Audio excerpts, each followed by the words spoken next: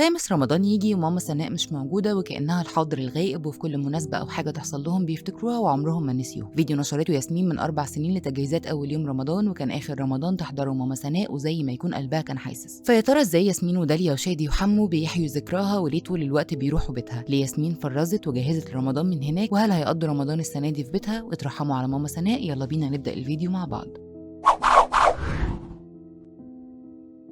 في 2021 نشرت ياسمين فيديو وكانت ماما سناء معاهم وبيجهزوا لاول يوم رمضان، وقالت اول رمضان بدون ماما سناء وحشتين. ظهر حمو معاهم من المطبخ بيصور كل كواليس كعادتهم، وكانت ماما سناء قاعده معاهم على كرسي عشان نفسها الحلو يكون موجود في الاكل. وطبعا ياسمين وداليا طالعين لها واكلهم لا يعلى عليه. حمو ساعتها راح السوق بنفسه يشتري لهم الخضار والطلبات اللي محتاجينها. رجع لقى ماما سناء بتعمل محشي وصواني كتير قوي، وقال لها مش انا قلت لك بلاش محشي النهارده؟ ردت وهي مبتسمه وشها بشوش كالعاده، وقالت له ازاي يعني، ده احسن يوم النهارده، ده اول يوم رمضان. وبقوا يضحكوا ويهزروا مالين المكان بهجه، خاصه وماما سناء بتعد الاصناف وتقول ده ورق عنب ودي كوسه وده فلفل. رد حمو وقال لها هو بيضحك، لا والله فاجئتيني الصراحه وما كنتش اعرف. ماما سناء رغم تعبها وان عندها السكر لكن كانت بتصوم، ولما طلب منها حمو وقال لها تفطر قالت لا انا باخد الدواء على الفطار ما تقلقش. يا نهار ابيض، هو نضمنا عيش للسنه الجايه، وزي ما يكون قلبها كان حاسس. ماما سناء رحلت في الفتره دي للاسف، وحكى حمو وقتها المعاناه اللي مرت بيها ودخولها للمستشفى لحد ما راحت قدام عينيهم ربنا يرحمه. حمو قال انها في عز تعبها مسك ايديها وقال لها راضيه عني يا ماما، بقت تدعي له وتوصيه على اخوه وتقول له خليكوا سند وظهر لبعض. ايديها كانت في ايد ياسمين، كانت بتشرف على كل الاكل اللي ياسمين بتعمله. خلصوا المحاشي باشكالها وانواعها وعملوا الحلو والقطايف والكنافه. ماما سناء حكاويها الحلوه ما بتخلصش، وحكت وقتها عن حد كلمها وقال لها الكل بيقول انك فرقتي الحياه بسبب اللي حصل في الازمه الصحيه العالميه، ولكن هي ضحكت وقالت بالله عليكم يا جماعه سيبوني عايشه لحد ما اتجوز شادي. بس ياسمين رغم انها ليها طريقه في الكنافه ولكن بتحب تعملها طريقه ماما سناء، وهي انها ما تكسرهاش، بتحطها سليمه في الصينيه زي الشعريه كده، وبعدها تدهنها بالسمنه، وفي النص تحط الحشوه اللي عباره عن مشمشيه وزبيب وجوز هند وسكر. بس ماما سناء قالت ان السكريات والحلويات دي عشان اول يوم بس وفرحه رمضان، وبعد كده بيقللوا منها. ورغم وجود ماما سناء في وسطهم وقتها، لكن حمو قال ان احنا ما حسيناش برمضان السنه دي ولا دخلت رمضان بسبب الظروف الصحيه وقتها في العالم كله، فما بالكم بعد رحيلها. ماما سناء كانت بتحط ايديها في الحاجه وكانت بركه، فكانت بتساعد ياسمين وتجهز الخشاف وكمان البلح باللبن زي ما حمو طلبوا منها. وعلى اذان المغرب حمو صور الاكل والصواني وكل حاجه، وكانوا مبسوطين جدا بلمتهم دي السنه دي. وخلاص باقي على رمضان 25 ايام كده. ماما سناء كملت 5 سنين على رحيلها، وده خامس رمضان بدونها، علشان كده هم متمسكين بكل حاجه، خاصه في مناسباتهم بيروحوا بيت العيله ويعملوا اكل. وحتى تجهيزات رمضان ياسمين جهزتها من مطبخ ماما سناء ونظفت البيت، وشكلهم هيقضوا اول رمضان فيه كعادتهم. كانت دايما ماما سناء بتقول لهم افرحوا بيا واشبعوا مني عشان لما اخد الكارت الاحمر هتفتقدوني، وعلشان كده حمو صورها فيديوهين وما كانتش واخده بالها، وعملت ضجه وحاله حلوه جدا والكل حبها. من وقتها بقت ماما سناء ترند والكل بيستنى ظهورها ده. ادعوا لها بالرحمه وادعوا لهم بالصبر.